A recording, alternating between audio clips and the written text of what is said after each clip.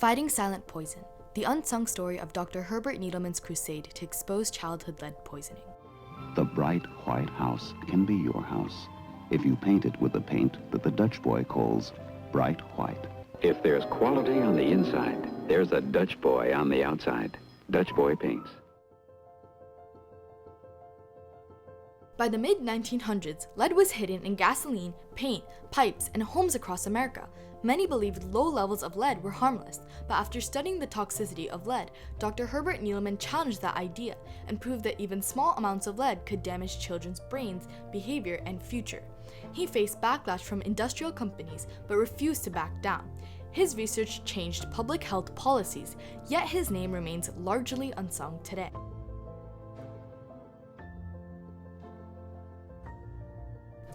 From ancient Egyptian cosmetics to Roman cookware and pipes, lead has been woven into human life for centuries, but in the 1920s, lead exposure became far more widespread due to industrialization.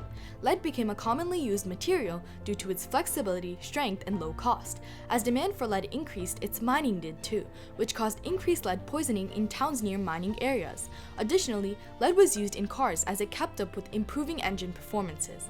Companies claimed that lead was only toxic at high levels of exposure, but Needleman proved that lead was toxic at any level of exposure. Lead poisoning is lurking to get your little ones.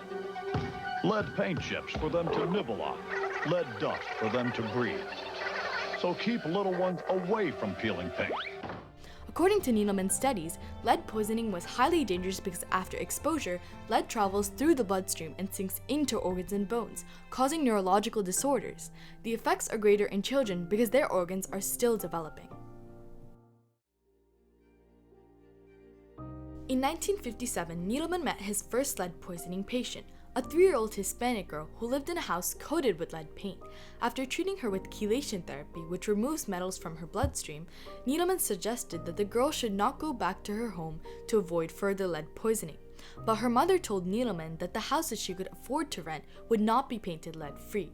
Needleman then realized that lead poisoning had grown into an illness that was not within the reach of medicine.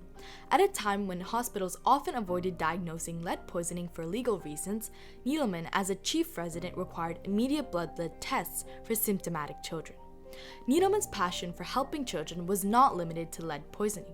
In 1967, during the Vietnam War, he traveled to Vietnam as the chairman of the Committee of Responsibility, a group that helped bring war-injured Vietnamese children to the United States to receive adequate medical care.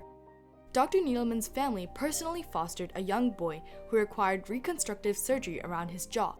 So when I was 4, we had a young boy living in our house who had been playing in the street and picked up something and put it in his mouth and it exploded and it blew off the lower half of his face. And he was getting reconstructive surgery to his face and he was living with us. And that is a memory that I will not forget. So I think that's another example of the character he had. Needleman helped many maimed Vietnamese children recover from the disparities of war. Seeking reform in 1970, Dr. Herbert Needleman, a pediatrician, began to study the effects of lead exposure on children's behavior and IQ. As bone biopsies were invasive and expensive, Needleman chose to study teeth. Children's developing teeth retain molecules of lead within the dentin, providing a long record of exposure. Dr. Needleman collected around 3,000 teeth from local children, earning him the nickname the Tooth Fairy. By analyzing these teeth, Needleman directly linked lead exposure to a child's cognitive abilities and behavior, which he measured with a psychometric test at Boston Children's Hospital. Needleman studied the behaviors of children with the very highest and very lowest lead levels in separate classes. Needleman found that 16% of children with high lead levels had IQs below 80, compared with only 4% in the low lead level group. Using teachers' reports, Needleman found that the group of children with highest lead levels had twice as many behavioral problems as the group of children with the lowest lead levels. In this study, Needleman again demonstrated a link between poverty and increased lead exposure. He saw that 26% of white children living in poverty and 55% of black children living in poverty had high lead levels. Moreover, this showed that people of color faced a much higher risk of lead poisoning than the white population. If you map where lead is piled up in superabundance, and if you map where decent housing is in short supply, and if you map where jobs are in short supply, the 3 maps are virtually identical. Later research exploring links between early lead exposure and aggression discovered that incarcerated men had higher lead levels than non-incarcerated men of the same community, showing how far-reaching the effects of lead may be. In response to Dr. Needleman's 1979 research paper, the lead industry pushed back to protect its businesses. The Lead Industries Association publicly dismissed Needleman's research as flawed and irrelevant in a letter to the New York Times.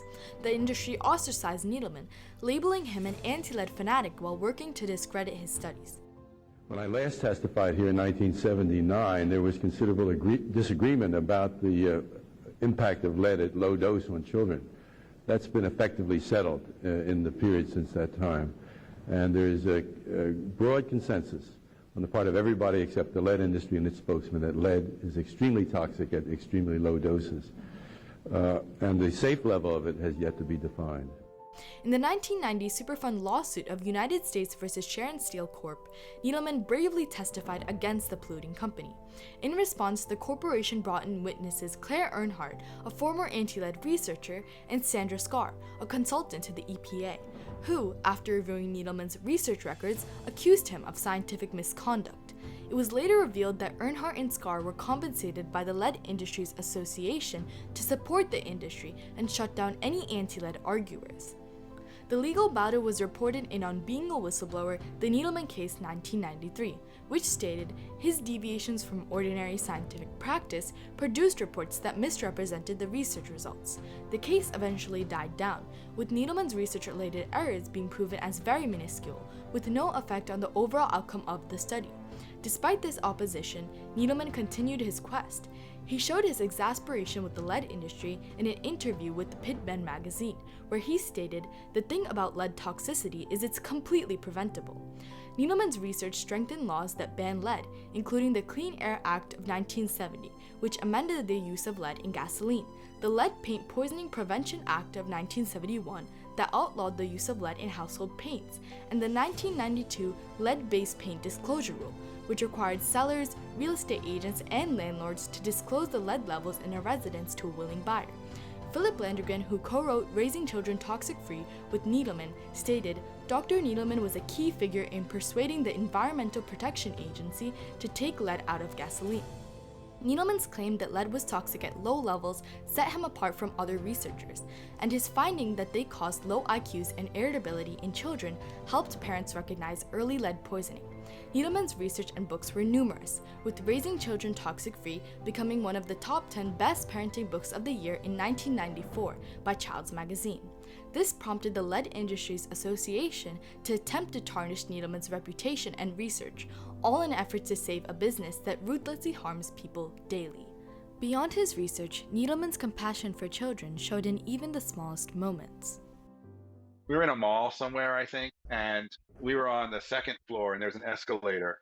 And it looked like what had happened was this family had gone down the escalator, but their young child, who was probably like 4 or 5, was afraid to get on. And so the family or the parents found themselves at the bottom of the escalator looking up. And the kid is just scared. He won't take the step on the escalator. He's afraid that he's going to fall. And the parents are yelling at him to get on. Come on, come on. And my father and we weren't going down, by the way. My father walked up and said, can I help you? Take my hand. It's just one step. And then they rode down together, and the kid was talking to them the whole time. "Oh, it's not so bad. It's just one step. That's fine." And my father rode with him all the way down to the bottom escalator, and then he went to his parents. And I never forget, like, those are small things. That's not a prize-winning piece of research, but it's the same thread of personality through all aspects. This topic remains significant today because old structures built with lead still seep into contemporary life, especially in areas of high poverty. In April 2014, the city of Flint, Michigan changed its water supplier from the Detroit Water and Sewage Department to the Flint River as a cost-saving measure. It's been more than a decade since the alarm was sounded about high levels of lead in Flint, Michigan's tap water. This month, the city said it had completed the work of replacing as many as 11,000 lead pipes as mandated by a 2017 court-approved settlement. The Flint River had been contaminated with lead due to its connections to lead pipes from the past, causing the inhabitants of Flint, Michigan to endure lead poisoning and sicknesses. Furthermore, lead poisoning disproportionately affected communities of color in Flint, where 57% of residents are black compared to a 14% state average. Black residents were especially impacted. Additionally, Flint, Michigan has a poverty rate of 34.4%, tying back to Dr. Needleman's original claim. The Flint water crisis showed that lead is not a problem of the past. The dangers Dr. Needleman warned about still affect communities today, especially those facing poverty and racial inequality. Dr. Needleman's research caused a revolution in the 1970s and 1980s when the lead industry was widespread. His goal was to keep future generations healthy. Needleman heroically faced adversarial lawsuits from large, prominent companies in the industry. They questioned the transparency and accuracy of his research. Eventually, Needleman's efforts led to reform. His research influenced bans on lead in paint, gasoline, and other products that were ubiquitous in Americans' daily lives. For Needleman, reform was not the end of the fight. His work had changed policy, but his mission to protect children reached far beyond one law or one discovery.